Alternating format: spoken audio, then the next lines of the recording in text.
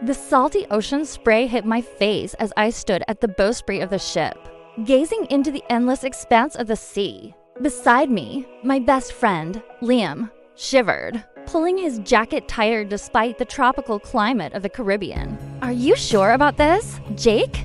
This place gives me the creeps," he said, gesturing to the dilapidated mansion looming in the distance. I smiled reassuringly, though I couldn't shake off the unease that had been gnawing at me since we set sail from St. Lucia 3 days ago. Ever since we passed the mouth of the Mississippi River, the weather had taken a turn. The once crystal clear waters had become ominously dark, and the playful ocean breeze had morphed into a sinister force, whipping across the deck and threatening to capsize our 47-foot sailboat, the Wanderer.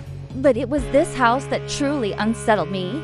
It sat perched on the edge of a small island like a rotting tooth. Its balconies were draped with tattered lace curtains, and the windows stared out blindly, like the sockets of a skull. According to local legends, the house was haunted by the ghost of its former owner, a cruel and reclusive millionaire who had vanished without a trace some years back. Despite the unsettling tales, my adventurous spirit wouldn't be contained. I've convinced Liam and our 2 other friends, Maya and Alex, to join me in exploring the island and the mystery of the mansion. Now, as we dropped anchor in the bone-chilling silence, I felt a sudden urge to flee. But it was too late. We were here now, and there was no turning back. As I watched the boat approach, a sense of foreboding washed over me. It wasn't just the darkness or the howling wind that stirred unease within. It was as if an unseen presence was watching us, waiting for us to step foot on the island. My rational mind tried to dismiss these feelings as mere superstition, the product of too many ghost stories and a vivid imagination. But as the boat scraped against the rocks on the shore, I knew that something was very wrong. Stepping onto the island felt like entering another world. The air grew heavy, thick with the scent of decay and the buzzing of unseen insects. The dense foliage swallowed the sound of the waves, leaving us in an eerie silence. I could feel the eyes of the jungle upon us, watching our every move. As we pushed through the undergrowth, the trees seemed to close in around us, forming a canopy that blocked out the sunlight and cast long, menacing shadows on the ground. Thorny vines snagged at our clothes, and every rustle of leaves made me jump. Fear started to creep up my spine, cold and clammy, squeezing the breath from my lungs. Then we saw it again, the house. Up close, it was even more imposing, its grandeur from a distance giving way to a horrifying reality.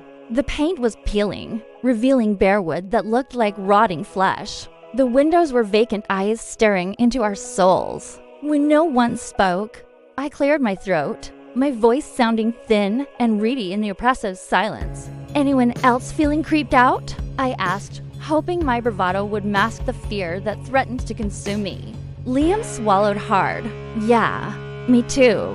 We approached the house cautiously, half expecting it to lunge at us, to devour our sanity as it had done to its former owner. A wrought iron gate barred our way, but it was twisted and bent, offering no resistance as I pushed it open. The front door was ajar, beckoning us inside. As we stepped over the threshold, the musty smell of decay and damp wood enveloped us. The floorboards creaked ominously beneath our feet, and every footstep echoed in the oppressive silence. Dust motes danced in the slivers of sunlight that pierced through the boarded-up windows, illuminating the gloom. In the corner, I saw it, a grand piano, its keys yellowed and chipped. As I walked closer, I noticed a music sheet lying on the bench. I ran my fingers over the brittle notes, their faded ink whispering a haunting melody.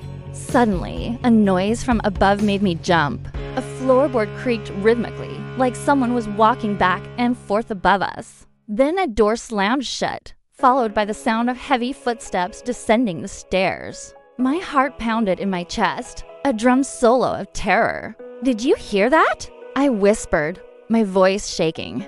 Liam nodded, his eyes wide with fear. I heard it too. The footsteps stopped abruptly, and for a moment, only our ragged breaths filled the air. Then a low, guttural voice echoed through the room, sending shivers down my spine. "Who's there?" It rasped, each word dripping with menace. I forced myself to turn around, my gaze slowly sweeping the room. In the dim light, I saw a figure emerge from the shadows, tall and gaunt, with skin like stretched parchment. He advanced towards us, his eyes burning embers in the gloom. Terror rooted me to the spot.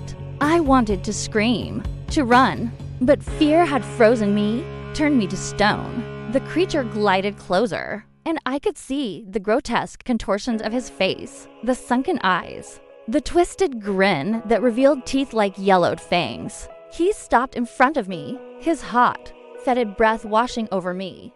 "Who are you?" He rasped again, his voice scraping like nails on a chalkboard. My throat was parched, my voice a strangled whisper. I'm just a traveler," I stammered.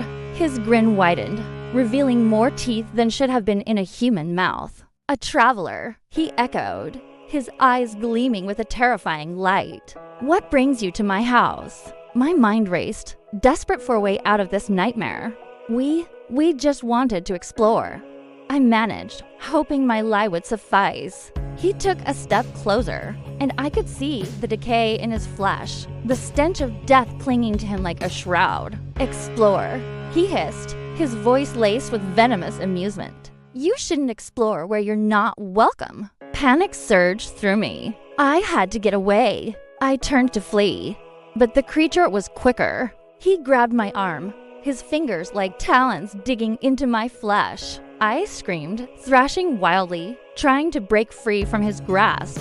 He dragged me back to the center of the room, his grip tightening around my arm, the nails of his other hand scratching patterns into my chest.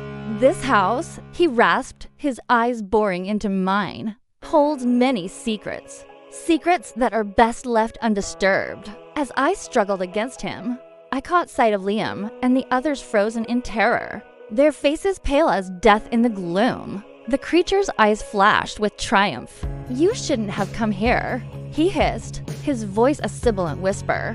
"Now you'll never leave this house alive." His grip on my arm tightened painfully. I cried out, my vision blurring at the edges. With a Herculean effort, I managed to wrench my arm away, stumbling backward. I don't remember how long I ran for. Time had lost all meaning. All I knew was that I had to escape, to get as far away from that house and its ghastly inhabitant as possible. Behind me, I heard the creature's enraged roar echoing through the halls. Then I saw it, the back door, a sliver of light at the end of the tunnel. Bursting through the door, I stumbled out onto the porch, my heart pounding against my ribs like a trapped bird. As I turned to flee, I felt a cold hand grip my shoulder. I screamed, whirling around to find myself face to face with the creature. His eyes burned with an unearthly light. His teeth gleamed in a grotesque smile. "You can't escape," he rasped, his voice dripping with malice. "You're mine now." With a strength born of pure terror, I threw him off.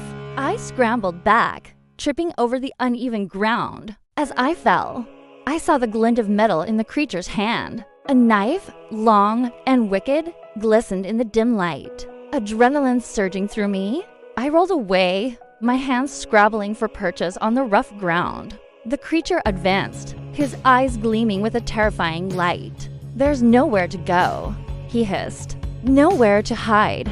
With a guttural roar, he lunged. I rolled away, the knife whizzing past my ear, biting into the wood behind me. I scrambled back, my heart hammering in my chest, my breath catching in my throat. I had to get away, to do something, anything to defend myself. But what? Then I saw it, a fallen branch, thick and sturdy, lay nearby. I grabbed it, my fingers tightening around the rough bark.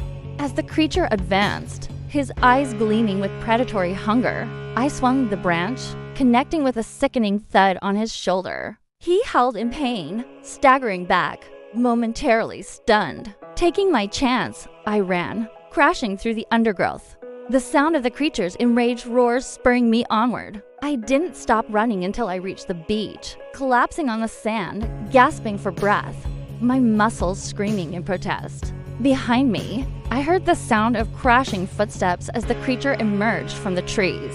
his silhouette a dark shadow against the fading light. He lurched forward, his face contorted in a mask of rage and pain. I scrambled back, falling into the water, the icy waves closing over my head. The creature's screams echoing in my ears as I struggled to surface. When I finally breached the water, gasping for breath, the island and its horrors were gone. We were out in the open sea, the endless expanse stretching out around us, a silent witness to my terror. I don't know how long we were out there. Hours, days, time had become meaningless. Then, as if by some miracle, a fishing boat appeared on the horizon. I waved frantically, my throat hoarse from screaming. They saw us and came rushing to our rescue as they pulled me and the others from the water. I looked back at the island, now nothing but a dark, menacing shape against the dying light. We never found the creature, nor did we ever learn the secrets of the haunted house. Back on land, the ordeal weighs heavily on us. The trauma of the experience binds us together, a shared secret that will forever be etched in our memories. And while we may have escaped the clutches of the creature, I know that some things are best left undisturbed. Some doors are best left unopened.